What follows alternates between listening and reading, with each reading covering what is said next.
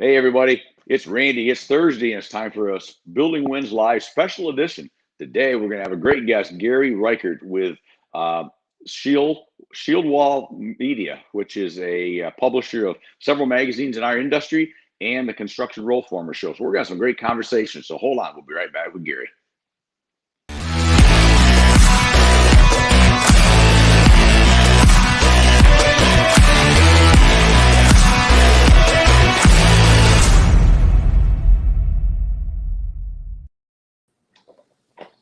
Hey, Gary.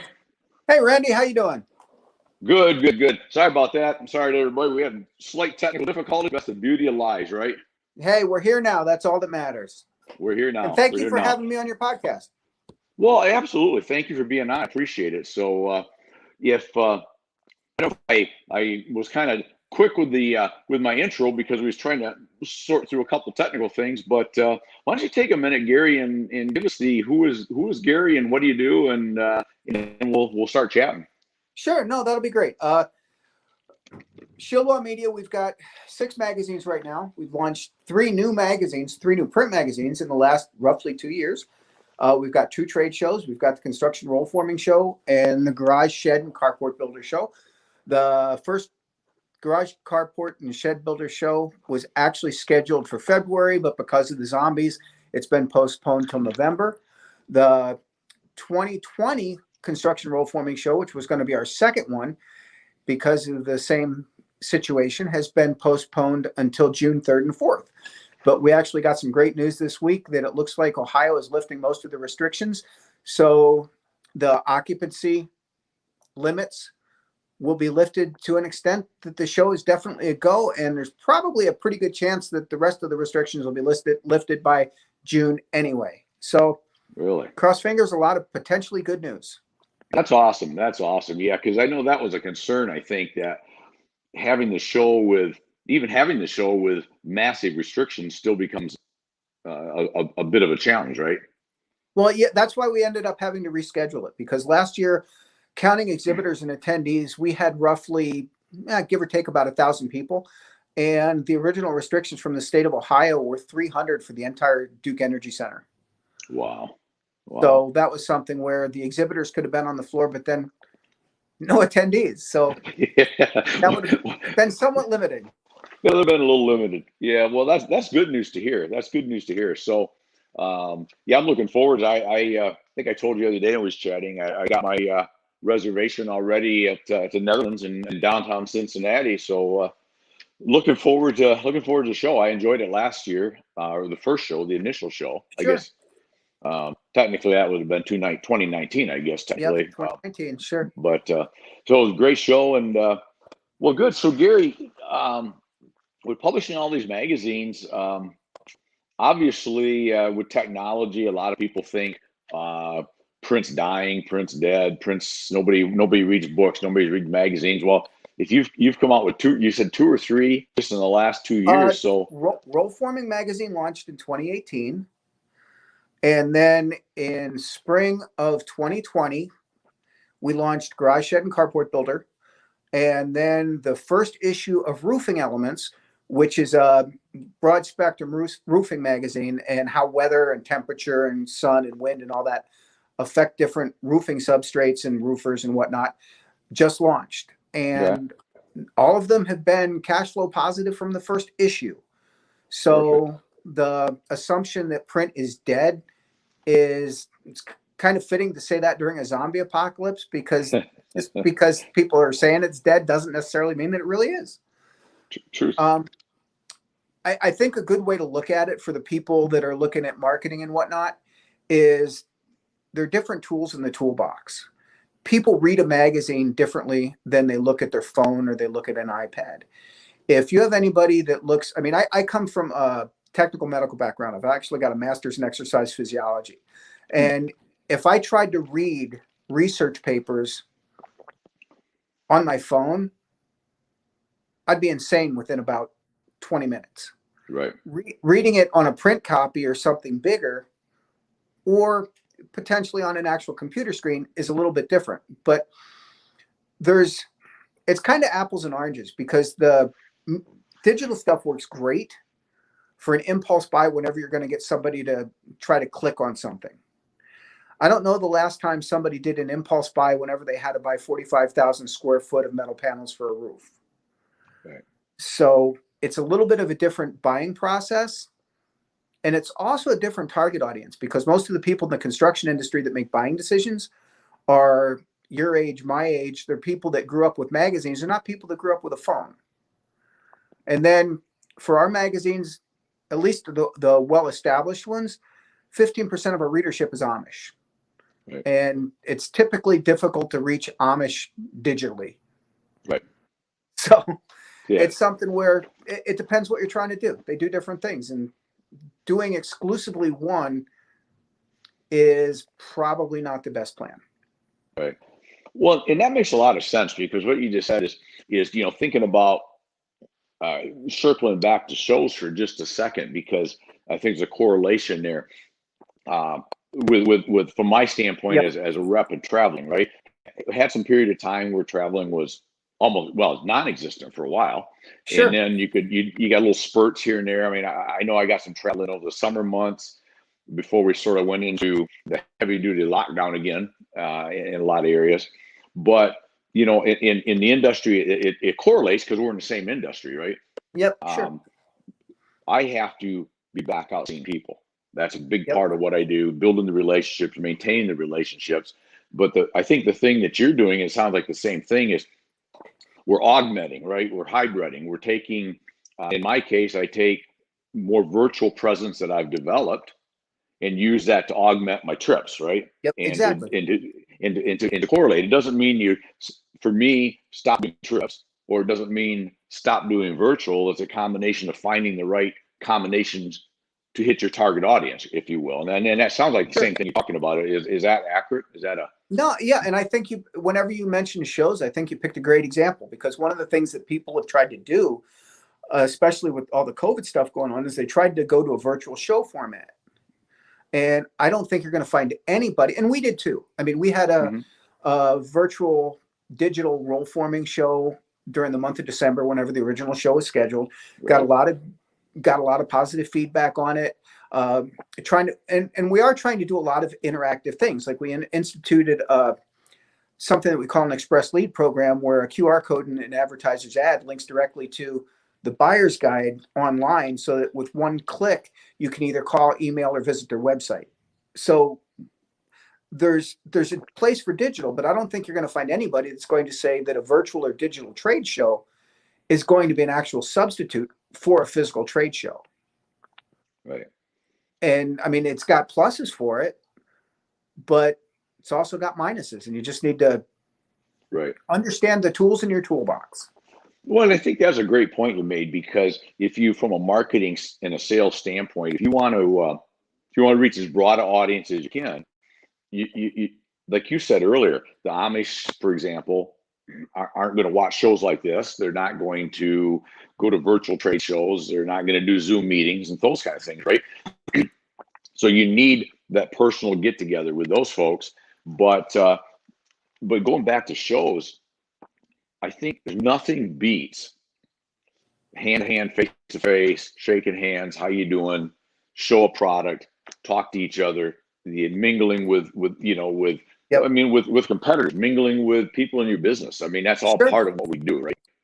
Well, and that's a huge part of what we do, because I don't think that you can overstress the importance of relationships in this business. Because if you're looking at getting a supplier for a product, the builder's not going to build just one building. So you're not looking at a customer for one thing and they're out the door. You're looking for somebody that ideally you're going to develop a relationship that's mutually beneficial, and you do business with each other for 5, 10, 15, 20 years. I mean, most of the people that advertise with me in our magazines, I've been working with for the last 10 or 15 years. Right. So that's something that no amount of digital presence is going to replace. And if you combine that with, in either our case for media, or in the case of actually selling building products, if you combine that relationship with a good project, a good product, and a fair price, you've got a home run for both sides. Exactly. So, well, good. So the the roll form show in June is obviously good news, and it sounds like you said maybe it'll be all restrictions off, or most of them, hopefully by June. I've heard rumors. I'm not Yeah, willing to go on the record for who right. from, and where, but I've heard that there is a significant.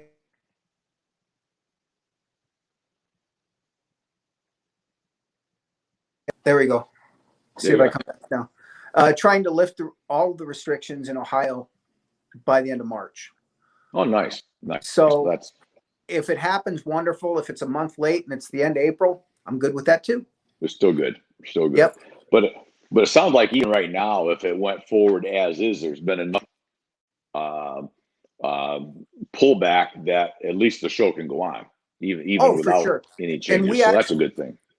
we're 75-ish days out, and we have more square footage of exhibitors than we did last year, and everybody's confirmed for the educational programming. So Nice. everything is pretty much on schedule where it's supposed to be. Good, good. Well, looking forward to being there. Cincinnati's that's a great venue there. I think the Duke Center is a great venue. The hotels around downtown is nice. A lot of great restaurants. It's a it's a good spot for the show. Is that going to be your and then if you don't want to say, don't, or if you're not sure yet, but is that going to be the venue of record for a while, or are you looking to move that around? It depends. I picked Cincinnati initially because whenever I did a heat map of the subscribers for Roll Forming Magazine, that was pretty much dead smack in the middle. Okay. And one of the things that is going to happen is the way that we develop our publications is we try to do ones that have a significant overlap with the other magazines that we do. And so initially, Roll Forming subscriber base is going to have come predominantly from Rural Builder, Metal Roofing, Frame Building News, the other publications that have been around for between 20 and 52 years. Right. So as that matures, where the center of the heat map is going to move a little bit. And we'll have to reevaluate that as that happens. Honestly, right now, we're not going to have a show December 2021 because we don't want to have two in the same year. Okay. I'm not 100% sure where it's going to be yet for 2022. Okay. Duke Energy Center in Cincinnati is definitely in the running, but I've been looking at some other potential locations too. So we'll see what happens. Okay. So you did answer one of my questions I was going to ask. So you'll bump back after June. You'll bump back to December of 20. And probably December.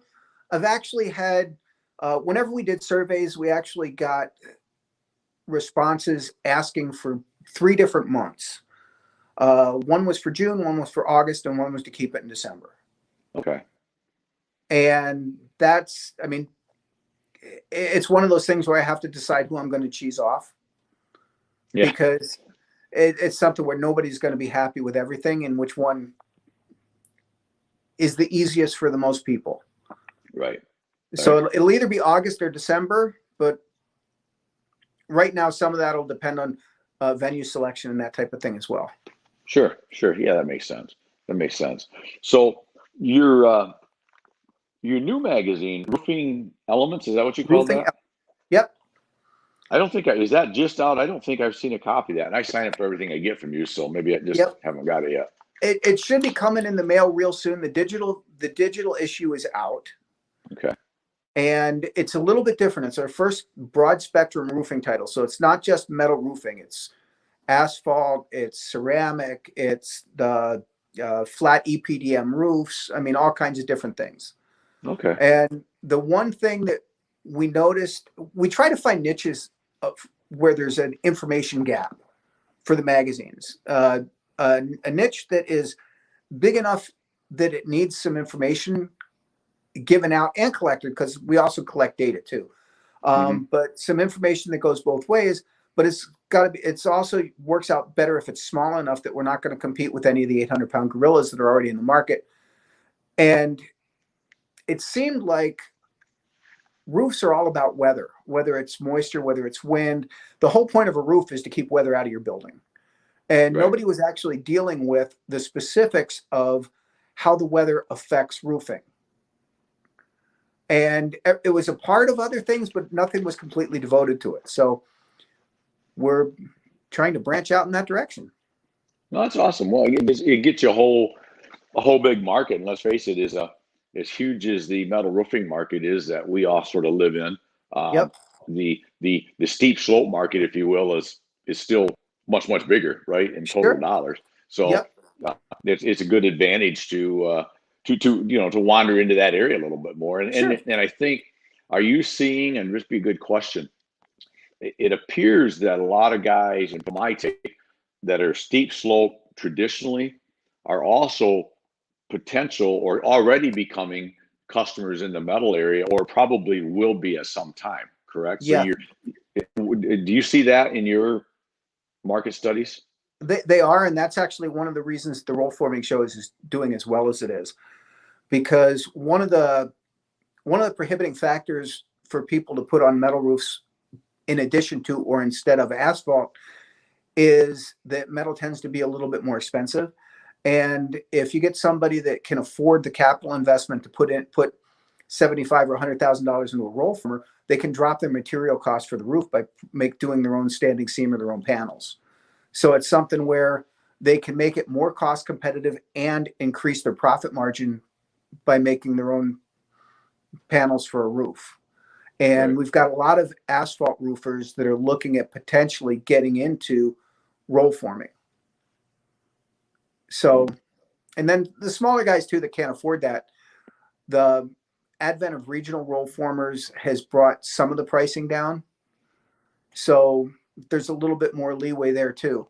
So it's interesting, but it is growing. Right. I was talking with a gentleman from Australia, and their metal roofing market is approximately 50% of the total roofing market. And he thinks that the United States is going to be there, but we're about 10 to 15 years behind where they are. Really? Okay. Yeah. So, I mean, I don't have the crystal ball, so he might be right, might be wrong, but Right. it's an interesting thought. And the market penetration for metal roofing has been growing over the last few years, and especially with oil prices going up and asphalt going up. Granted, steel's Right. going up now too, but there's a little bit less of a price gap. So as it gets more competitive, there'll be a bigger market share for metal too. Right. Well, and it's exciting from us that are more involved in the metal part of that whole equation. What your friends from Australia said, because you look at the size of the U.S. market, um, there's a lot of additional business to come. That's the beauty. Is all we have to do in the metal is get a little tiny increase every year, and it's huge, right? Sure. From a percentage standpoint, and a small percentage is huge in dollars. I guess is what I'm saying. Yep. Well, and a bigger pie, everybody does well. So Right. Exactly. So working with the roll forming industry, um, you got a feel for, I know several years ago, 2, 3, 4 years ago, we were it seemed like there's like 100 roll formers starting up every day almost, right? They're everywhere. Are you seeing that as still as strong, or has that slowed down just a little bit? Or do you see that just as strong as ever, as far as the number of guys getting into actual roll forming metal? sure. Well, that's something that's really hard. That's another one of the reasons we started Roll Forming Magazine, is it's really hard to get industry data on Right. the small roll formers, and it's a huge part of the market. And if you look at trade shows in the industry, the people that either are roll formers or make components to support roll formers, whether they're fasteners, underlayments, closure strips, whatever, are a huge part of the post frame, metal frame, and metal roofing industry. And nobody had any meaningful industry data on it. And part of that is going to end up with me ducking and covering at this point, because honestly, I don't either, because I know what we've got, because we've got give or take 16,000 subscribers to Roll Forming Magazine right now. Okay. And there's no reason for anybody that's not in the roll forming area to be associated with the magazine. There's nothing there for them. Right. But I've got no way to quantify what we don't have. So Right. I can look at trends within it, and the trends are just absolutely fascinating, because approximately we do a industry survey for all of our magazines at the end of the year, and approximately 30% of the people that were roll formers that answered our survey were looking at adding large equipment, a large capital equipment purchase, whether it's a roll form or a brake or what have you. So the people that are currently doing it are looking at expanding. Mhm. So it would make sense that if that large of a percentage are looking at growing their business, that there's probably little people looking at coming in too. Right. And anecdotally, I also know, and I'm not going to put numbers on it, but I know that the lead time for roll formers right now is about 50% larger than it was about a year ago. Yeah. So there's people looking at doing capital things to get into the business. So I would assume that means it's growing, but if you ask me to put any real number or data or percentage on it, yeah, I can't really do that. It is hard to quantify that, but I think it was last week. I lose track of time sometimes. But Ben, Ben Smith with Bradbury, he was on my show last week. I think it was last week, and he had mentioned that I mean they're basically out. I think if I remember right, he said like a year right now. So that bodes well for the industry, right? Because like you said, that obviously if people are purchasing equipment now that they're not going to have at least for 7-8 months to a year, there's a pretty good confidence level that the good business going to be had, because that's quite a ways out for even at the more cost efficient end of the scale. It's not $15,000, right? So people are making some sizable investments. So you got to believe that there's a confidence level there, right? Well, I mean, to give you an idea, it actually kind of blew me away.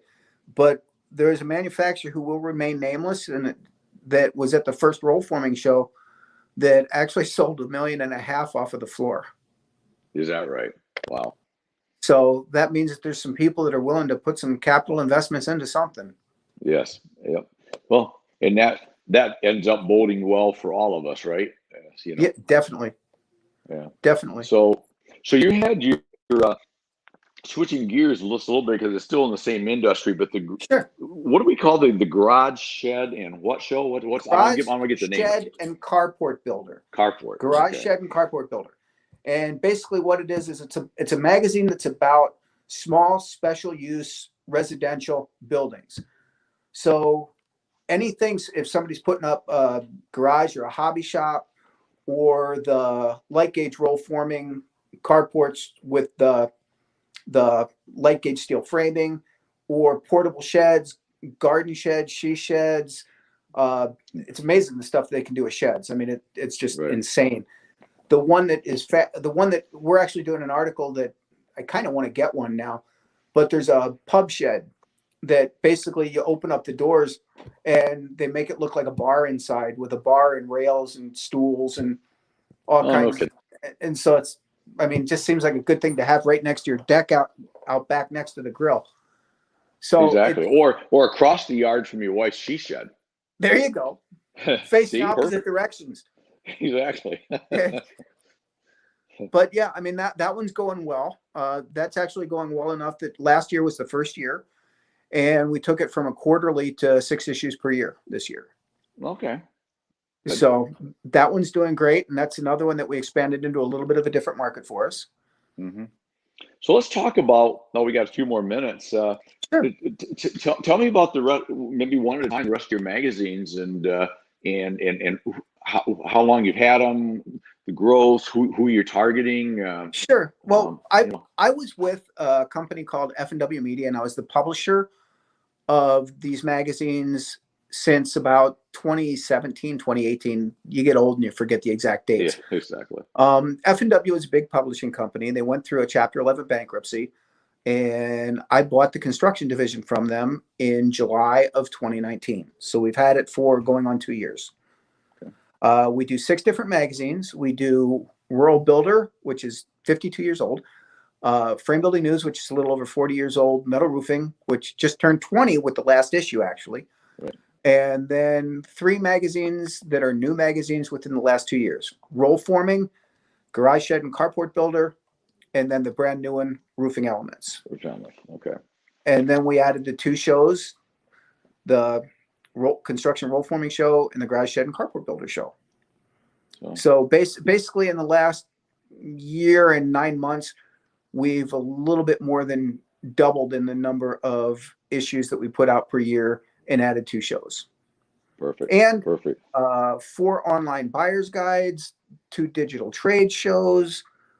And we're currently in the process of redesigning all of our websites and changing the way that our digital publications go out. Nice. So you've been busy, is what you're saying. Yeah, a little bit. No, it's been an interesting year and a half, and it's been an education. Because before I was just a sales guy, essentially, and now there's a couple of more hats in the equation. Yeah. I thought I saw about 12 of them behind you over there. Yeah, and they all have roll forming embroidered across the front of them.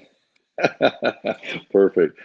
Well, it's a great industry to be involved with. I put on my LinkedIn profile and everything I talk about. I couldn't decide whether 4+ decades or 40+ years sounded less old, so I opted with 4+ decades because it's one less number, right? One less digit. Yep. So, but it's you probably remember the days as I do when there was 2 shows a year, the big shows, the national shows, right? The rural builder and the frame builder, both in the same year, like 4 or 5 months apart. Actually, we're about the same age, but you've been in this industry for longer than I have. I transitioned to this industry 16, 17 years ago. Okay. Jeez. Yeah, see, okay, that makes sense. I mean, I've known either who you were or then got to know you for, it seems like at least that long. So, okay. Yeah, no, but that was about it. Because before that, I was vice president of sales and marketing for a commercial fitness equipment manufacturer. Okay. So kind of about as far from where I originally started as physically possible. Exactly. But good transition, though. Obviously, I can't complain at all. It's been interesting. It's been an education. Yeah, it's a great industry. That's what I love about, even when you work a lot, it doesn't seem like you work a lot because it's a great industry and it's great people and like we were circling back to what we talked about early on. Really so glad that these shows are starting to come back, and the ability to get out and see people again, because that's it's and trade shows is there's an art to work in trade shows, right? Unless you just went there because you wanted to be out of town and drink beer all day or something. But I mean, you mean I'm not supposed to sit in my booth and stare at my phone the whole time? No, probably not. You could, but a surprising number of people do. I know they do. I have found that and talking about working trade shows, because you're an expert on this for guys that might be new or young to the working trade shows. All I know is I've always had a plan for the show, right? You have to have some adaptability. You see somebody, off you go with a customer or whatever, but I call it trolling. I'm the tendency not to sit in the booth. I'm usually in most of the shows I'm at, it could be 1 or 2 and sometimes 4 or 5 manufacturers that I'm with. I'm trolling all the time because I'll have to go look at name badges, right? See people that you stop, shake hands, say hey, or you might see somebody from a territory that you cover that you don't know. You introduce them, take them to the show booth, introduce them to a couple of your people. But I've also found, and I like your take on all this, but the other thing I found is the show hours over a 3-day period are very small compared to the total time you're there, right?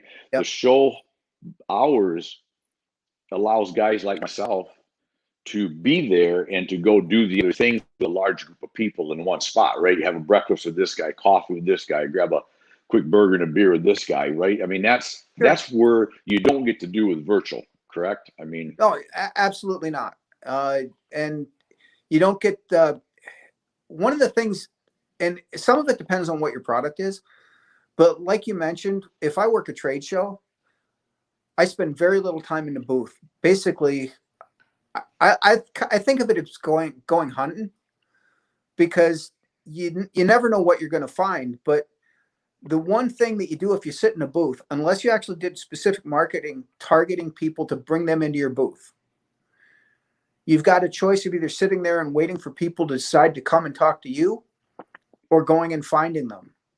And if you go and find them, you got some control of your own destiny. If you have to wait for them to come to see you, you've got no control over whether or not you have a successful show. And I think you're probably this way at least a little bit too, but I'm kind of a type A control freak. And if I've got a choice of having control over what happens and not having control over what happens, it's not a real hard decision. No, no, it's not. And like you said, I think if you sit and wait, like you said, they may or may not ever make it to your booth. They may or may not make it to your booth when you were there. Yep. And where if you take them, and if you're an independent agent like I am, a rep like I am, you can be of service, I think, to your customer. I can be by saying, look, if you got 20 minutes, half hour, let me take you personally, introduce you to some product, introduce you to some people, right? And I think there's a value to that as opposed to letting them just wander by. And, because I think a lot of folks, it shows if there's too many people in the booth and, look, hey, Aaron, how you doing, brother? I think people can be intimidated to walk in sometimes. Sure. Where if they're walking with me, then I'm literally introducing them. I'm bringing them in. Yep. They're like a guest in my booth as opposed to infringing upon the space. Does that make any sense? Oh, absolutely. And it goes back to what we were talking about before about it being a relationship business and not a transactional business. Exactly. Because by you introducing people, you develop a relationship and you show them that, no, I'm not interested in sitting there and going, what is it going to take for me to put you in this metal roof today? It's right. You're not a used car salesman. Right. And that relationship shows that you want to establish a partnership and that you're actually interested in them succeeding as opposed to just selling them something. There you go. So and that's anything that's relationship based versus transactional. The people side of things. I mean, one of the things I was told a long time ago that you can tell a good salesperson because a good salesperson always has their customers offering them jobs. If you're not getting offered jobs by the people that you sell to, you're probably not a good salesperson. There you because go. The first thing they see is I like him, I like the way he sells, and I want him making money for me. Good point. I hadn't thought of that way, but that's an excellent point. So give me some last thoughts, and then we're getting close. We try to keep the lives about 30 minutes, but if you've got maybe 10 more minutes, we'll do an added recorded version after. Yep, we can do that. That's fine. Okay, but before we sign out of the live here, give me 2 minutes of what you'd like people to know about Gary and about your organization, about your shows, anything we haven't covered. Sure. Easy. I'll put in a plug for 2 things coming up. One of the things that we do for each of our issues is we have 1 issue per year that instead of doing traditional editorial articles, we focus on projects. What we're looking for is we're looking for glamour shots of projects, 3 to 5 pictures, a brief write-up of what the project is and why it's interesting, and a list of components. The idea book is the project book for Metal Roofing Magazine. That's actually the May issue of Metal Roofing, and that closes on April 9th. There's no cost to run a project. It's in the editorial, so it's a freebie. So it gives you a chance to get some free press for anything cool with a metal roof that you did that you want to have in a national magazine. We've got a similar book for Rural Builder called the Source Book. That's the August issue, so that one's a couple of months out. But anything that any builders, contractors, or manufacturers did that they're proud of and they want to put their name on in a national magazine, if you send it to us, we're happy to get you a little bit of coverage. Usually the projects run either a 1 page or 2 pages, and it's no charge. We'll send you a couple extra copies and we can get you a little bit of love in a national magazine. Love it. Perfect. Well, Gary, I appreciate you being on, my friend. It was enjoyable. It goes fast. A lot of good information. I got a couple things maybe I'd to talk about on a recorded version in a few minutes. It will pop out later in the week. So for now, thank you for being on. We appreciate it, and we'll chat in a few. Sounds great, Randy. Thank you. All right, thank you, my friend. Thank you. Bye-bye. Gary Reichert, the man himself, the publisher. If you've seen any of those magazines, and you know Gary from the background. I've known Gary for, I think we just established about 16 years now. I didn't think it was I thought it was a little longer than that, but anyway, hopefully that was interesting. Hope everybody that's involved in the metal roofing industry can make Gary's show in Cincinnati in June. I know it's a challenge having to back a relatively new show backwards and or back it off. So hopefully everything cooperates. So I will definitely be there looking to chat with everybody.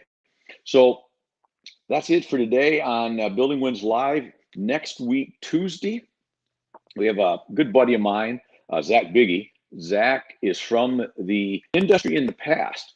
We're going to talk about going from our industry into the real estate industry and how sales is sales, and all sales, whether it's B2B or B2C, is still H to H, right? Human to human, people to people, if you will. And so Zach's been a great friend of mine and doing a bang up job in the real estate world up in Milwaukee. And so we're going to chat about sales in general and the correlation between types of industries. And then next Thursday at 2:00, Zach will be at our normal noon show, but there they are right there, two handsome guys. The fellows, Adam and Mason from Best Buy Metals. These guys are force down in Tennessee, South Carolina. I might have missed a state in there, but what I really like about these guys is they're young, they're aggressive, and they see the correlation of hybriding that I see that I'm really into, which is taking old and new and kind of bringing it together. Being with customers, seeing customers, but also doing the virtual and the videos and the things that they do to bring the two together. So you're really enjoy these guys. So two good shows next week. So that's it for now. We'll be back on Monday with the live, and look for the replays. Share them out to everybody if you can. We appreciate you very much. Thanks for the support, and remember, live it, love it, own it. You only go around once. Make this your best day ever. Until tomorrow. Cheers.